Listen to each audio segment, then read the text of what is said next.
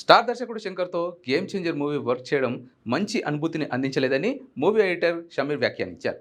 తాజాగా ఓ ఇంటర్వ్యూలో game changer మూవీని ఉద్దేశించి మాట్లాడారు. గేమ్ చేంజర్కు ఎడిటర్గా నేను కొంతకాలం వర్క్ చేశా.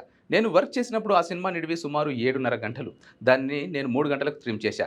3 ఏళ్ల తర్వాత నాకు వేరే కమిట్మెంట్స్ ఉండడం వల్ల ఈ ప్రాజెక్ట్ నుంచి పక్కకు జరగాల్సి వచ్చింది. దురదృష్టవశాత్తు ఇది నాకు సరైన అనుభూతిని అందించలేదు అని చెప్పుకొచ్చారు. ప్రస్తుతం ఈ వ్యాఖ్యలు నెట్టింట వైరల్గా మారాయి. గేమ్ చేంజర్ నిడివి గురించి ఎడిటర్ చెప్పిన మాటలు తమని షాక్కు గురి చేస్తున్నాయని నెటిజన్లు పేర్కొంటున్నారు.